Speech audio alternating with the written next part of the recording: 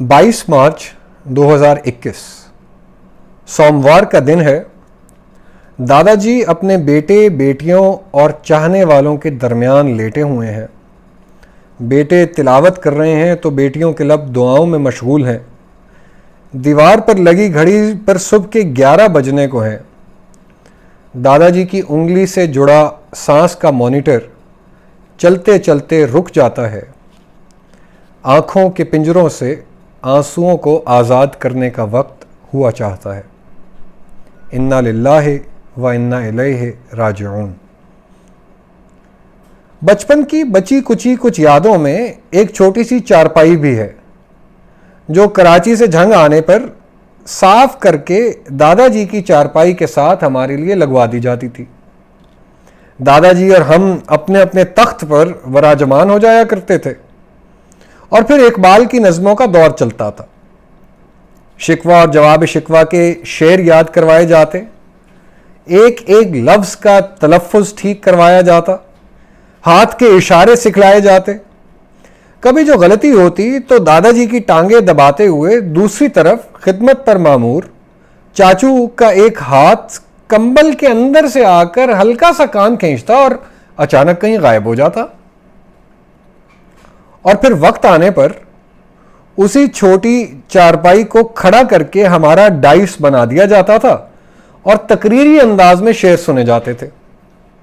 अच्छी कारकर्दगी पर 10 रुपए का करारा नोट इनायत होता या कभी सिरहाने रखे चनों से तवाज़ो की जाती।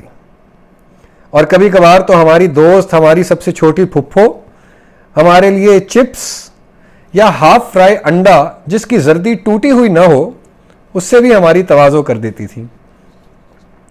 वो चारपाई तो न जाने कहाँ चली गई, लेकिन दिल में इकबाल के वो अशार और मुंह में उन चनों का जायका आज भी मौजूद है। जंग शिफ्ट हुए तो हर हफ्ते मुख्तलिफ फल लेकर दादाजी हमारे यहाँ आ जाया करते थे। जिस दिन अमरूदों में कोई लाल अमरूद निकल आए तो खुद काट कर फांक हमारे हवाले करते थे और हमारी ईद हो जाती थी। और असली ईद तो दादाजी के बगैर होती ही न थी। ईद की नमाज पर उनकी तकरीर सुनना, सारे शहर के मुअज्जिज़ीन का उनकी तरफ अकीदत भरी नज़रों से तकने को ताज्जुब से देखना और नमाज ख़त्म होने पर उनको लिपट कर जाकर ईद मिलना, गोया के शहर वालों के लिए ऐलान करना मकसूद होता कि ये आप सबके चहीते शख्स दरअसल मेरे हैं। घर पहुंचकर बच्चों को ईदी देने के लिए दादाजी जब हमें अपना सेक्रेटरी बनाते तो हमारी इस झूठी सच्ची सी खुदी की तौसीक भी हो जाया करती।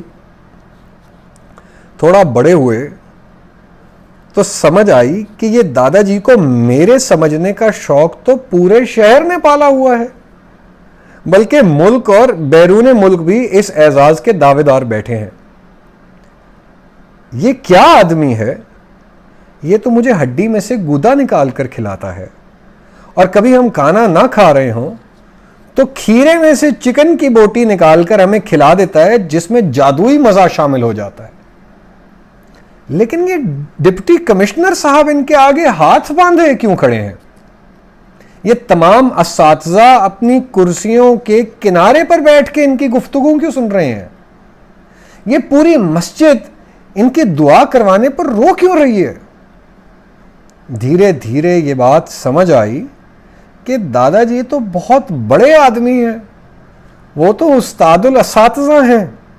उनके ऊपर तो मकाले लिखे जाते हैं, उन्हें तो अखबार के मज़ामीन का मौजू बनाया जाता है, उन्हें तो सदर पाकिस्तान और कई इस्लामी तंजीमें अवार्ड से भी नवाज चुकी हैं।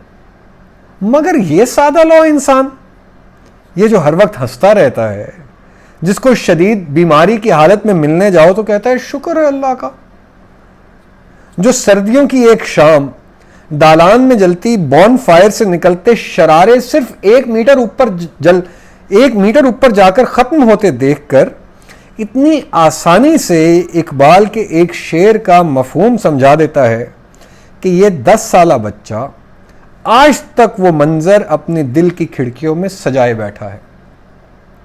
और वो शेर भी क्या शेर है نہیں بیگانگی اچھی رفیق راہ منزل سے، ٹھہر جا اے شرر ہم بھی تو آخر مٹنے والے ہیں۔ دادا جی واقعی شرر نکلے، حالانکہ تقریباً 9 دہائیاں اس زمین پر کاٹ گئے، مگر جب ہم نے جوانی میں قدم رکھا تو دادا جی نے واپس اپنے بچپن میں قدم رکھ دیا۔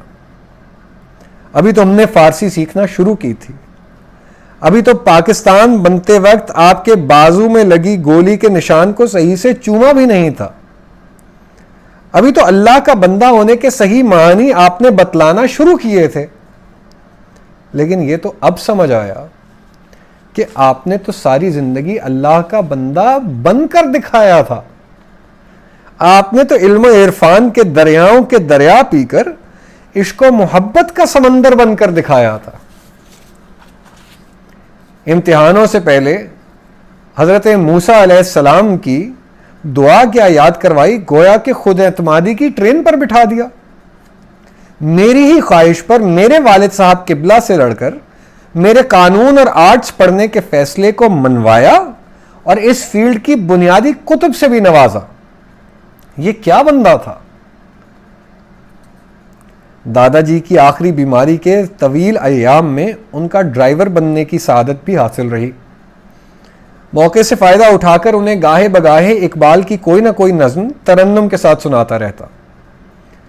اور تو دادا جی سب بھولنے لگ گئے تھے، مگر اشعار یاد ہوتے تھے، اور اگر کہیں کوئی نعتیہ شعر آ جاتا تو اصرار کر کے دوبارہ سنتے اور پھر آنسو تھمنے کا نام نہ لیتے تھے۔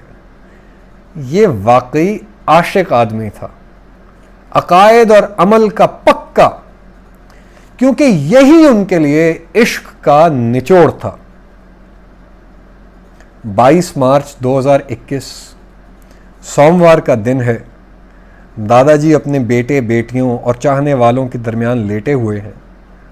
بیٹے تلاوت کر رہے ہیں تو بیٹیوں کے لب دعاؤں میں مشغول ہیں۔ دیوار پر لگی گھڑی پر صبح کے 11 بجنے کو ہیں۔ دادا جی کی انگلی سے جڑا سانس کا مانیٹر چلتے چلتے رک جاتا ہے۔ آنکھوں کے پنجروں سے آنسوؤں کے آزاد کرنے کا وقت ہوا چاہتا ہے۔ انا للہ و انا الیہ راجعون۔